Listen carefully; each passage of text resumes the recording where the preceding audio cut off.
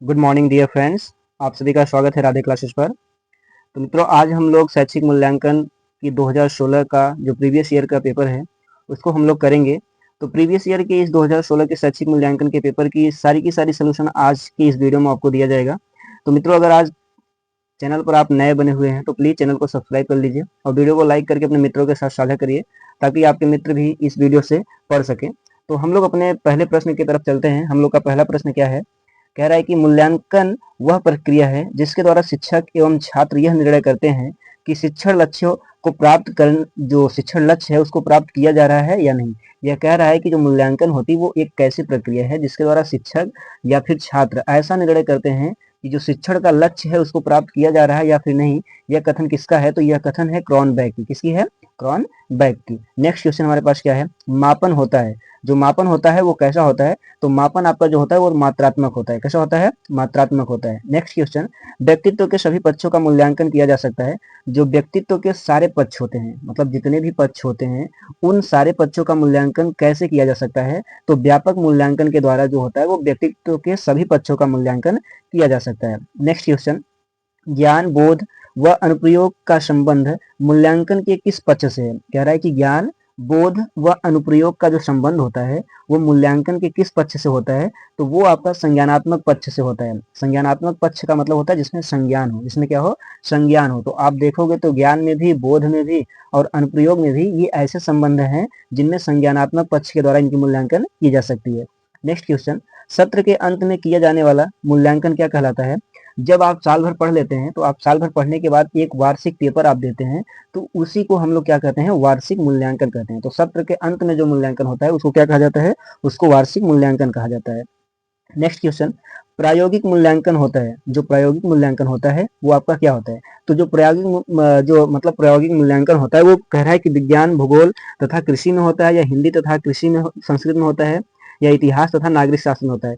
तो आपको पता है कि पहले ही आपके शब्द में दे दिया है प्रयोग यानी प्रायोगिक। तो आपका ये जो होगा वो विज्ञान, भूगोल तथा कृषि में होगा।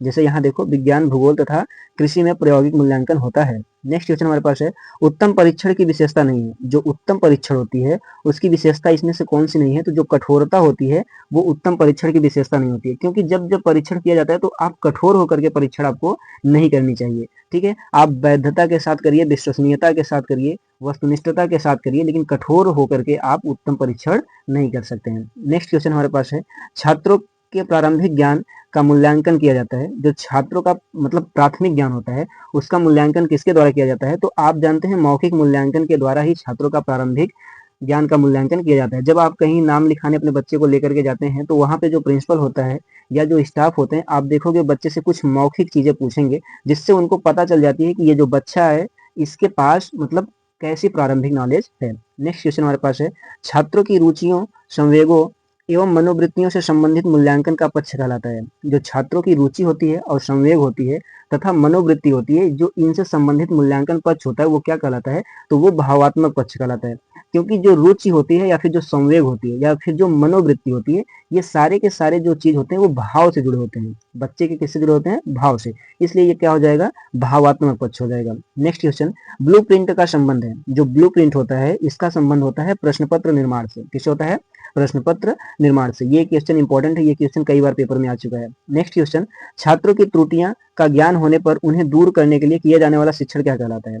कह रहा है कि छात्रों की जो त्रुटि होती है, जब उनकी त्रुटियां जब हमें पता चल जाती है और उसको दूर करना होता है तो उस दूर करने वाले शिक्षण को क्या कहा जाता है? तो उसको कहा जाता है उपचारात्मक शिक्षण। क्या कहा जाता है? उपचारात्मक शिक्षण। निदानात्मक शिक्षण में क्या होता है कि बच्चों की त्रुटियों को जाना जाता है, जबकि जो उपचारात्मक होता है उसमें बच्चों की त्रुटियों का क्या किया जाता है? उपचार किया जाता है, यानी उसको सोल्यूशन बताई जाती है। नेक्स्ट क्वेश्चन, बचाव निदान का उच्चतम स्तर है, यह कथन किसका है? तो यह कथन है आपका रॉस का। किसका है? रॉस का। रॉस ने कहा कि बचाव जो होती है वो निदान का एक उच्चतम स्तर है। नेक्स्ट क्वेश्चन, शैक्षिक क्षेत्र में क्रियात्मक अनुसंधान का प्रयोग किया था। कह रहा है कि शैक्षिक क्षेत्र में जो क्रियात्मक अनुसंधान होती है उसका प्रयोग किसने किया था? तो स्टीफन एम कोने ने इसको किया था। नेक्स्ट क्वेश्चन, कार्य क्षेत्र से संबंधित समस्या के कारणों को जानने व समाधान हेतु किया जाने वाला शोध क्या कहलाता है? तो ये क्रियात्मक शोध कहलाता है। जो कार्य क्षेत्र से संबंधित समस्या के कारण होते हैं उनको जानने, जब उसकी समाधान की जाती है जान करके, तो ऐसे क्रिया को क्या कहा जाता है? शोध क्रियात्मक कहते हैं। क्या कहते हैं? शोध क्रियात्मक, यानी कि वही क्रियात्मक शोध। नेक्स्ट क्वेश्चन हमारे पास क्या है? शैक्षिक उद्देश्यों के अनुसार प्रश्नों के पक्ष होते हैं। जो शैक्षिक उद्देश्य होता है उनके अनुसार प्रश्नों के पक्ष कितने होते हैं? तो उनके अनुसार प्रश्नों के पक्ष कितने होते हैं? 4 होते हैं। हमारा 2016 का शैक्षिक मूल्यांकन का बहुविकल्पी प्रश्न खत्म हुआ। अब हम लोग चलते हैं अति लोकप्रिय प्रश्न की तरफ। अगर वीडियो आपको अच्छा लग रही हो मित्रों तो प्लीज वीडियो को लाइक करिए, और अगर आप चैनल को सब्सक्राइब नहीं किए तो चैनल को सब्सक्राइब कर लीजिए, और अपनी पढ़ाई आप अच्छे ढंग से करिए क्योंकि आपका पेपर भी आ गया है। एटलीस्ट मुझे ऐसा लगता है कि सितंबर के लास्ट तक आपका पेपर जरूर हो जाएगा, ठीक है? तो आप अपनी तैयारी अच्छे से करिए, बिल्कुल अच्छे से करिए। अगर एक बार में आपको समझ नहीं आ रही तो वीडियो को रिपीटेड आप दोबारा से देख लीजिए, क्योंकि ये भी चीजें आपके लिए क्या है? इंपॉर्टेंट है। तो हमारा नेक्स्ट क्वेश्चन है, मूल्यांकन को परिभाषित कीजिए। कह रहा है कि मूल्यांकन को क्या करिए? परिभाषित कीजिए। तो मूल्यांकन क्या होता है? मूल्यांकन विशिष्ट परिवर्तन का एक मात्रात्मक और गुणात्मक अनुमान होता है। जैसे कोई बच्चा है, अगर उसका नाम लिखवाना है तो आप जब अपने बच्चे को लेकर के जाओगे स्कूल में, तो बच्चे का क्या किया जाता है? मूल्यांकन किया जाता है। क्या किया जाता है? मूल्यांकन किया जाता है कि इसका जो मतलब मूल्यांकन है वो मात्रात्मक और गुणात्मक जो भी होता है उनका अनुमान लगा करके उस बच्चों को क्या किया जाता है? दाखिला किया जाता है, ठीक? तो मूल्यांकन विशिष्ट परिवर्तन का एक मात्रात्मक और गुणात्मक अनुमान है। नेक्स्ट क्वेश्चन हमारे पास क्या है? शैक्षिक मापन का क्या अर्थ है? क्या रहा है? शैक्षिक मापन का क्या अर्थ है? तो शैक्षिक मापन वह प्रक्रिया है जिसके द्वारा शिक्षा प्रक्रिया के विभिन्न अंगों की उपयोगिता, शिक्षा से जुड़े हुए विभिन्न व्यक्तियों को क्रियाओं की उपयोगिता और छात्रों की बुद्धि, रुचि, अभिव्यक्ति, अभिक्षमता, व्यक्तित्व व शैक्षिक उपलब्धियों आदि को निश्चित मानकों के आधार पर देखा और परखा जाता है। शैक्षिक मापन का अपने शब्दों में आप लिख सकते हैं कि जिसके द्वारा विद्यार्थी का मतलब बुद्धि, रुचि, अभिव्यक्ति, अभिक्षमता आदि चीजों का निरीक्षण किया जाता है, उसे ही हम लोग क्या कहते हैं? शैक्षिक मापन कहते हैं। आप अपने वो शब्दों में लिखिए। कई सारे शब्द आपको इसलिए बताए जाते हैं कि आपके पास शब्दों का भंडार हो जाए। जैसे ही शब्दों का भंडार हो जाएगा तो आपके पास जैसे ही प्रश्न मिलेगा तो आप उस प्रश्नों का उत्तर अपने शब्दों में दे सकते हैं। नेक्स्ट क्वेश्चन क्या है? परीक्षण से आप क्या समझते हैं? अब परीक्षण से आप क्या समझते हैं? तो परीक्षण एक प्रक्रिया या प्रणाली है जिसका उपयोग विशेषताओं या समस्याओं की पहचान करने के लिए किया जाता है। जैसे कोई बालक है और उसकी समस्या और उसकी विशेषता आदि की पहचान करने के लिए हम उसका परीक्षण करते हैं। जब परीक्षण करते हैं तब हम पाते हैं कि बच्चा पढ़ पा रहा है कि नहीं पढ़ पा रहा है, लिख पा रहा है या नहीं लिख पा रहा है, आदि चीजों की समस्या का पहचान या उनकी विशेषताओं की पहचान लगाने के लिए परीक्षण करना ही एक मुख्य अंग होता है, इसलिए परीक्षण किया जाता है। नेक्स्ट क्वेश्चन क्या है? मूल्यांकन के दो प्रमुख पक्षों का उल्लेख कीजिए। तो मूल्यांकन के दो प्रमुख पक्ष, एक मात्रात्मक पक्ष होता है और एक क्या होता है? भावात्मक पक्ष होता है। आप इन दोनों पक्षों को लिख सकते हैं, आपके पेपर में आ जाएगा ये प्रश्न। तो नेक्स्ट क्वेश्चन, व्यापक मूल्यांकन की आवश्यकता क्यों है? कह रहा है जो व्यापक मूल्यांकन है उसकी आवश्यकता क्या है? तो व्यापक मूल्यांकन के द्वारा बच्चों की क्षमता और कमजोरियों का पता चलता है जिससे उन्हें उपचारात्मक शिक्षण प्रदान किया जा सके। क्या होता है कि जब व्यापक मूल्यांकन करते हैं यानी बच्चे का, व्यापक मतलब एक प्रकार से बड़ा, व्यापक मतलब एक प्रकार से क्या? बड़ा। जब ऐसा मूल्यांकन करते हैं तो बच्चे की जो क्षमता होती है और जो कमजोरी होती है वो क्या हो जाती है कि पता चल जाती है, और उसको निदान करके फिर उसको क्या किया जाता है? उपचार कर दिया जाता है, जिससे बालक की वृद्धि होने में अति महत्वपूर्ण हो जाता है। नेक्स्ट क्वेश्चन हमारे पास क्या है? मूल्यांकन के दो प्रमुख प्रकार बताइए। तो मूल्यांकन के दो प्रकार क्या होते हैं? रचनात्मक होते हैं और क्या होते हैं? योगात्मक होते हैं। जो मूल्यांकन होता है वो रचनात्मक तरीके से भी लिया जा सकता है और कैसे लिया जा सकता है?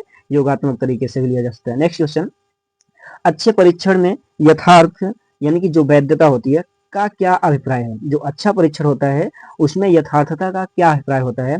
तो अच्छे परीक्षण में वैधता से तात्पर्य उस सीमा से है जिसमें परीक्षण में कितनी सत्यता से किसी का मापन करता है, जहां जिस मापन के उद्देश्यों के लिए उसे तैयार किया गया है। जो अच्छा परीक्षण होता है वो एक प्रकार की ऐसी सीमा को तय करता है जिसमें सत्यता होती है, जैसे कि सत्यता हो उसमें पेपर अच्छे से हुआ हो, पेपर में नकल ना हुआ हो, पेपर नकल विहीन हुआ हो। तो इससे क्या पता चलता है कि बच्चे के अंदर क्या कैपेसिटी है। तो जैसे ही अच्छा परीक्षण होता है तो उस परीक्षण में जब सत्यता का मापन कर लिया जाता है तो उस मापन के उद्देश्य से उसे क्या कर लिया जाता है? तैयार कर लिया जाता है। नेक्स्ट क्वेश्चन, प्रश्न करने के मुख्य उद्देश्य क्या होते हैं? जो प्रश्न हम लोग करते हैं उसका मुख्य उद्देश्य क्या होता है? तो प्रश्न करते हैं ही, जो प्रश्न करते हैं हम, वो छात्रों को ध्यान बनाए रखने के लिए तथा उनकी भागीदारी को सुदृढ़ करने के लिए उनसे जुड़ने का एक तरीका है।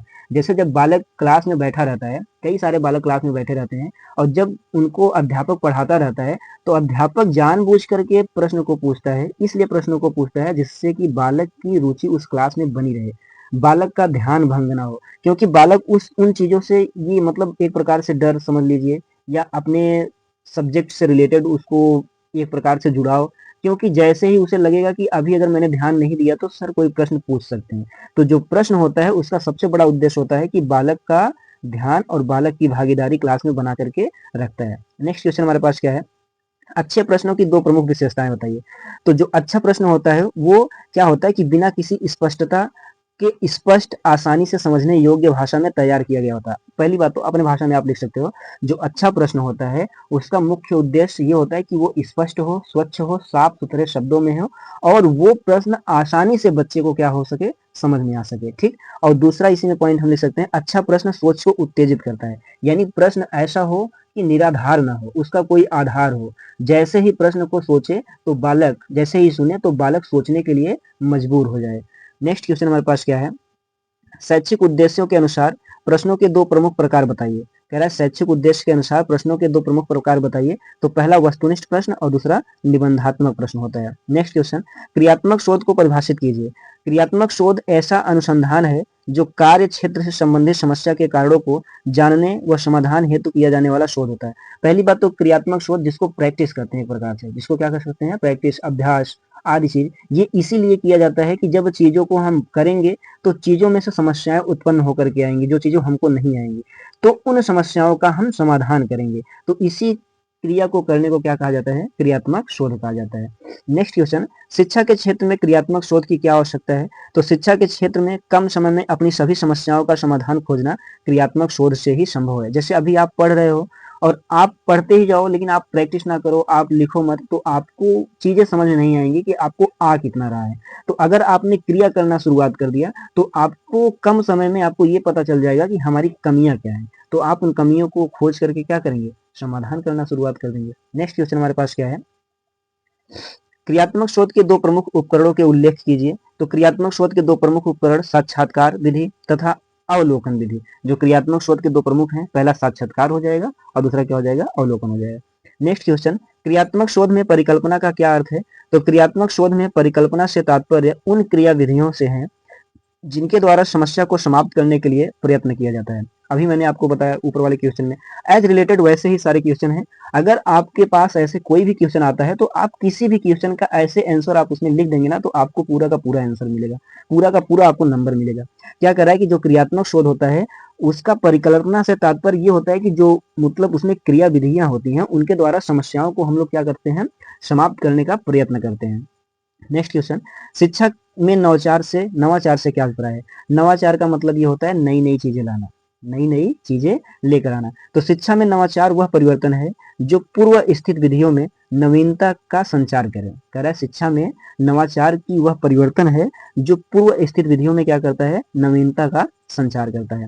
हमारा अति लघु उत्तरीय प्रश्न भी समाप्त हो गया। अब हम लोग चलते हैं अपने लघु उत्तरीय प्रश्न पर।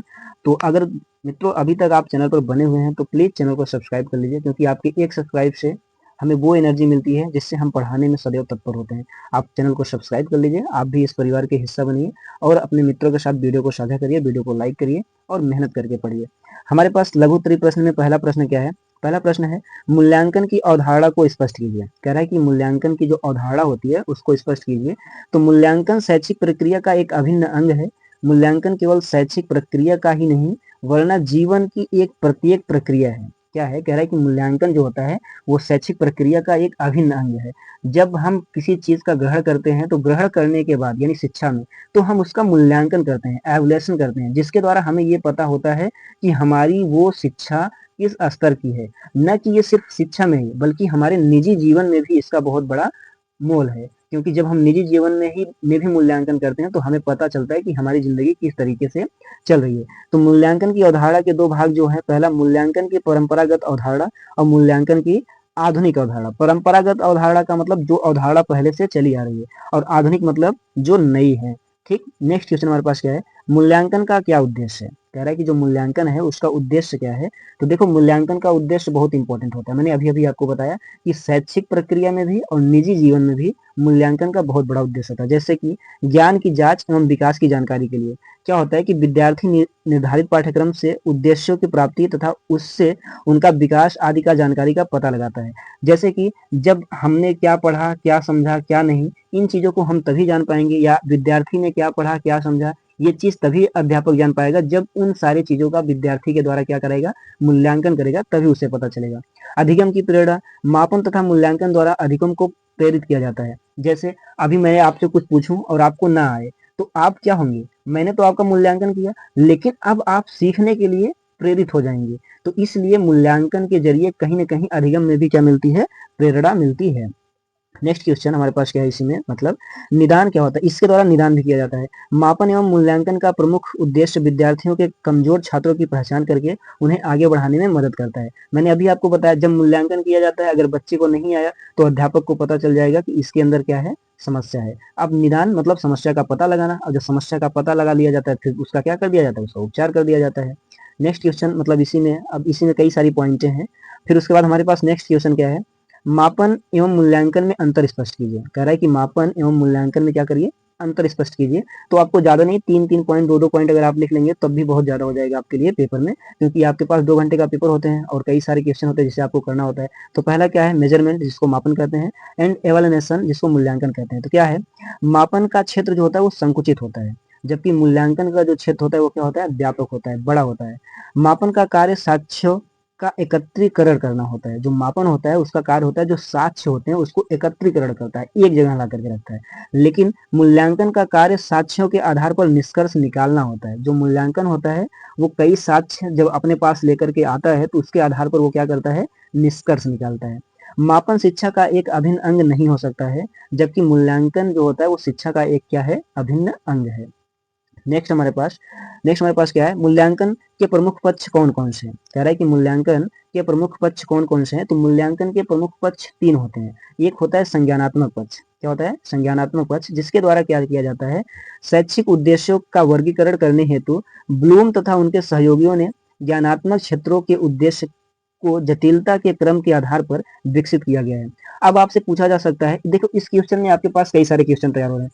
संज्ञानात्मक पक्ष को किसने तैयार किया, तो ब्लूम। किसने तैयार किया, ब्लूम ने किया। किस लिए किया, कि इसका उद्देश्य था कि शिक्षा को वर्गीकरण करके जो ज्ञानात्मक क्षेत्र का उद्देश्य है, जो उसमें जटिलता है, उसको क्रम के आधार पर क्या किया जाए, विकसित किया जाए। अब आपके पास इसी में आता है भावात्मक पक्ष। क्या आता है, भावात्मक पक्ष। तो भावात्मक पक्ष का वर्गीकरण क्रामवर्थ, ब्लूम तथा मासिया ने 1964 में किया था। अब ये जो भावात्मक पक्ष है इसको किसने किया था, वर्गीकरण मतलब क्रमवर्थ किसने किया, ब्लूम ने किया, तथा किसने किया, मासिया ने किया 1964 में। इसमें वे सभी शैक्षिक उद्देश्य निहित होते हैं जिनका संबंध बालक की रुचि, अभिरुचि तथा संवेगों से है। कह रहा है कि जो भावात्मक पक्ष होते हैं, आप जानते हो कि भावात्मक पक्ष के ही द्वारा जो रुचि होती है तथा अभिरुचि होती है और जो संवेग होते हैं, आदि प्रक्रियाएं जो होती हैं वो भावात्मक पक्ष में ही आती है। तो भावात्मक पक्ष का खोज किसने किया, ब्लूम तथा मासिया ने किया 1964 में। नेक्स्ट हमारे पास इसी में है कौशलात्मक पक्ष। कैसा है, कौशलात्मक पक्ष। तो जो कौशलात्मक पक्ष है वो सिम्पसन और क्विल्ट ने इस पक्ष को वर्गीकृत करने का प्रयत्न किया था। तो कौशलात्मक पक्ष को किसने किया, सिम्पसन तथा क्विल्ट ने किया। मनोक्रियात्मक उद्देश्यों को अंतर्गत एवं समस्त शैक्षिक उद्देश्य निहित होते हैं जिनका संबंध बालक के क्रियात्मक कौशलों से होता है। कह रहा है कि जो कौशलात्मक पक्ष होता है उनका जो शैक्षिक होता है वो क्या होता है कि मतलब समस्त शिक्षा जो होता है उसमें उद्देश्य में निहित होता है जिनका संबंध बालक के क्रियात्मक कौशल से होता है। जब तक क्रियात्मक कौशल करेगा तो उसी को क्या कहा जाता है, कौशलात्मक पक्ष कहा जाता है। जैसे विज्ञान के उपकरणों का प्रयोग, मानचित्र, चार्ट आदि जो होते हैं ये सब कैसा होता है, कौशलात्मक पक्ष होता है। नेक्स्ट क्वेश्चन हमारे पास है, सतत एवं व्यापक मूल्यांकन का क्या आशय है। कह रहा है कि सतत एवं व्यापक मूल्यांकन का क्या आशय है। तो सतत मूल्यांकन वह है जो अध्ययन के साथ साथ चलता रहता है। कह रहा है कि जो अध्ययन के साथ साथ चलता रहता है, तथा व्यापक मूल्यांकन में विद्यार्थी के व्यक्तित्व के सभी पक्षों, संज्ञानात्मक, भावात्मक, कौशलात्मक एवं व्यवहारात्मक को शामिल किया जाता है। जो सतत एवं व्यापक मूल्यांकन होता है, इसमें क्या होता है कि ये मूल्यांकन जो होता है वो अध्ययन के साथ साथ चलता है, तथा ये व्यापक मूल्यांकन में विद्यार्थी के जितने भी व्यक्तित्व के पक्ष होते हैं, जैसे संज्ञानात्मक पक्ष, भावात्मक पक्ष, कौशलात्मक पक्ष, व्यवहारात्मक पक्ष, ये सभी के सभी इसमें क्या होते हैं, शामिल किए जाते हैं। नेक्स्ट क्वेश्चन हमारे पास क्या है, उत्तम परीक्षण की प्रमुख विशेषताएं बताइए। तो जो उत्तम परीक्षण होता है, ये क्या होता है कि उपकरण यदि सार्थक और प्रमाणिक तथा उस पर देश, काल तथा परिस्थिति का प्रभाव नहीं पड़ता है तो उसे उत्तम परीक्षण कहते हैं। जो उत्तम परीक्षण उपकरण होता है, यदि वो सार्थक और प्रमाणिक तथा उस पर देश, काल तथा परिस्थिति का प्रभाव जब तक नहीं पड़ता है तो उसे हम लोग क्या कहते हैं, उत्तम परीक्षण कहते हैं। इसकी विशेषताएं वैधता होती है, जैसे कि उसमें वैधता होती है, उसमें विश्वसनीयता होती है, ये सब जितनी भी चीजें होती हैं, व्यवहारिकता होती है, निश्चित उद्देश्य होता है, सरलता होती है, वस्तुनिष्ठता होती है, व्यापकता होती है, रोचकता होती है। ये सारे के सारे चीजें जो होती हैं वो किसमें निहित होती है आपकी, ये चीजें आपकी उत्तम परीक्षण में निहित होती है। ये भी आपसे पूछा जा सकता है उत्तम परीक्षण की 3 विधियां बताइए, 3 चीजें बताइए। तो वैधता, विश्वसनीयता, व्यवहारिकता, निश्चित उद्देश्य आदि आप लिख सकते हैं। नेक्स्ट क्वेश्चन हमारे पास क्या है, उपचारात्मक शिक्षण से आप क्या समझते हैं। कह रहा है कि जो उपचारात्मक शिक्षण होता है उससे आप क्या समझते हैं। तो उपचारात्मक शिक्षण का आशय एक विशेष शिक्षण दृष्टिकोण से है, जो छात्रों की उनकी सीखने की बाधाओं को दूर करने, समझ में अंतराल को पाटने और उनकी पूर्ण शैक्षणिकता क्षमता तक पहुंचने में सहायता करने के लिए बनाया गया है। सीधा सीधा बात होता है, उपचारात्मक का मतलब होता है समस्याओं को जान करके उन समस्याओं का उपचार करना ही उपचारात्मक होता है। अब इसमें शिक्षण ऐड कर दिया तो आप शिक्षण के बारे में लिख डालो कि जब शिक्षण के दौरान बालक के पास कोई समस्या होती है तो उन समस्याओं को दूर करने की प्रक्रिया को ही क्या कहा जाता है, उपचारात्मक शिक्षण कहा जाता है। नेक्स्ट क्वेश्चन हमारे पास क्या है, क्रियात्मक शोध का अर्थ स्पष्ट करते हुए उसका महत्व बताइए। तो क्रियात्मक शोध ऐसा अनुसंधान है जिसका संचालन उन लोगों द्वारा हो जो अध्ययन की जाने वाली समस्याओं में प्रत्यक्ष रूप से संबंधित हो, न कि बाह्य अनुसंधान कर्ताओं की विशेषता के द्वारा हो। जैसे क्रियात्मक शोध का महत्व क्या होता है, इसमें कह रहा है आपका कि क्रियात्मक शोध का महत्व जो होता है वो क्या हो सकता है। पहला, जैसे आपके पास एक पॉइंट में मैं बताऊं, क्रियात्मक शोध किसी समस्या का तत्काल या त्वरित समाधान होता है। जैसे आपके पास कोई समस्या है तो आप क्रिया के द्वारा पता करेंगे उसमें, फिर आप क्या करेंगे, क्रियात्मक शोध के द्वारा ही उसको क्या करेंगे, उसका निवारण करेंगे। क्रियात्मक अनुसंधान की विषय वस्तु दैनिक व व्यवहारिक जीवन से संबंधित होती है। जो क्रियात्मक अनुसंधान की विषय वस्तु होती है वो हमारे दैनिक जीवन से और व्यवहारिक जीवन से कैसी होती है, संबंधित होती है। यह विद्यालयी जीवन की दैनिक व वास्तविक समस्याओं का एक समाधान है। क्रियात्मक अनुसंधान केवल वही व्यक्ति कर सकता है जो उस समस्या से प्रत्यक्ष रूप से जुड़ा हुआ होता है। सही बात भाई, जिनके पास समस्या होगी वही क्रियात्मक अनुसंधान क्या करेंगे, कर सकते हैं। नेक्स्ट हमारे पास क्या क्वेश्चन है, क्रियात्मक शोध के चरणों को उल्लेख कीजिए। तो क्रियात्मक शोध के 1-2 चरण आप जान लीजिए। समस्या का अभिधान, इस चरण में यह देखा जाता है कि कौन सी समस्या है जिसका पहले अध्ययन किया जाना आवश्यक है और उसके बाद समस्या को निश्चित किया जाना चाहिए। मतलब जो समस्या का अभिधान होता है, इन जो चरण होते हैं, सबसे पहले क्या होता है, ये अध्ययन करना जरूरी होता है कि सबसे पहली समस्या इस बालक की क्या है जिसको दूर किया जाना अति महत्वपूर्ण है, तो उसको सुनिश्चित कर करके उसको क्या किया जाता है, दूर किया जाता है। दूसरा, कार्य के लिए प्रस्ताव पर विचार विमर्श, किसी एक कार्य को करने के लिए अलग अलग तरह के विचार दिए जाते हैं। मतलब कोई एक कार्य होता है उसको करने के लिए कई प्रकार के विचार दिए जाते हैं जिससे आप सुटेबल हो सके, उस तरीके से आप उस कार्य को क्या करिए। नेक्स्ट क्वेश्चन हमारे पास है, शिक्षा में नवाचार की आवश्यकता क्यों है। कह रहा है कि शिक्षा में नवाचार की आवश्यकता क्यों है। तो पहली बात मैं आपको ये बता दूं बच्चों कि शिक्षा में नवाचार की आवश्यकता बहुत ज्यादा है, क्योंकि जब नई नई चीजों को आप लाओगे, इंक्लूड करोगे, तो जो शिक्षा होगी ना वो मॉडर्नाइज होगी। जब शिक्षा आधुनिकता की तरफ बढ़ेगी तो बच्चे पढ़ने के लिए सजग होंगे। ठीक, इसीलिए शिक्षा में नवाचार की बहुत ज्यादा आवश्यकता होती है। अब जैसे आप इन शब्दों में भी लिख सकते हैं, अपने शब्दों में भी लिख सकते हैं। नवाचार किसी उत्पाद, प्रक्रिया या बहुत बड़ा परिवर्तन लाने से है तथा नवाचार के द्वारा ही छात्रों में सकारात्मक विकास के साथ नैतिक मूल्यों एवं आदर्शों का विकास संभव है। नवाचार के अंतर्गत कुछ नया और उपयोगी तरीका अपनाया जाता है। मैंने आपको अभी भी बताया कि जो नवाचार होता है उसके द्वारा क्या किया जाता है, नई नई चीजों को अपनाया जाता है। जैसे सपोज करो, अभी तक जो टीचर थे, मान के चलो वो धोती कुर्ता पहन करके आते थे, लेकिन नवाचार प्रक्रिया अपना करके शिक्षा में ये कहा गया कि अब जितने भी शिक्षक हैं वो क्या करेंगे कि अब जब वो अपने स्कूल में आएंगे तो मॉडर्न ड्रेस में आएंगे। तो क्या होगा कि ये एक नवाचार शिक्षा की प्रणाली है जिसमें चीजों को क्या किया जा सकता है, लाया जा सकता है, नई नई चीजें, जैसे नई विधि एवं नई तकनीकी जो होती है, इन सारी चीजों को। जैसे नवाचार का विकास तभी संभव है जब शिक्षक नवाचार के द्वारा नवीन शिक्षा विधियां एवं पढ़ाने में नवीन तरीकों का उपयोग में लाए, जिससे छात्रों को उन कौशल से अवगत कराकर उनकी प्रतिभा में निखार ला सके। जैसे अभी तक हम लोग बोर्ड पे पढ़ते थे, ब्लैक बोर्ड पे, ठीक है ना। जो अभी तक प्राइमरी की जो क्लासेस चलती थी वो बोर्ड पे, ब्लैक बोर्ड पे चलती थी। फिर क्या हुआ कि नवाचार लाया गया, यानी नवाचार पद्धति को अपना करके उसमें व्हाइट बोर्ड को रखा गया। पहले चाक से लिखा जाता था, फिर मार्कर से लिखा जाने लगा। तो बच्चे क्या होंगे, बच्चे उन चीजों को देख करके एक प्रकार से ना, जैसे होते हैं ना, उत्तेजित होते हैं पढ़ने के लिए। फिर धीरे धीरे क्या हुआ कि उस व्हाइट बोर्ड को हटा करके अब डिजिटल बोर्ड को लाने की प्रक्रिया की जा रही है। तो अब बच्चों को डिजिटल बोर्ड के द्वारा पढ़ाया जा रहा है। तो ये सब क्या है, ये सब एक नवाचार शिक्षा की क्या है, तकनीकी है। तो बहुत सारे शब्द हैं, आप अपने शब्दों में लिख सकते हैं, ठीक है। और अपने शब्दों में लिख करके आप अच्छे से अच्छे मार्क्स को ला सकते हैं। तो आज का जो हमारा पेपर था, शैक्षिक मूल्यांकन 2016 की प्रीवियस ईयर की पेपर, ये समाप्त हुई। अगर आपको वीडियो अच्छा लगा हो तो वीडियो को लाइक करिए और अपने मित्रों के साथ साझा करिए। चैनल को सब्सक्राइब अवश्य कर लीजिएगा, क्योंकि आपके चैनल पर, ये जो चैनल है, इस पर ऐसे ही आपके पास प्रीवियस ईयर के पेपर और डीएलएड से इन्फॉर्मेटिव कोई भी वीडियो आती है तो आपको इस चैनल पर सूचना दे दी जाएगी। ठीक है मित्रों, तो आज के लिए बस इतना ही रखते हैं। आपका दिन शुभ हो। जय हिंद, जय भारत। पर जाते जाते आप चैनल को अवश्य सब्सक्राइब कर लीजिएगा। जय हिंद।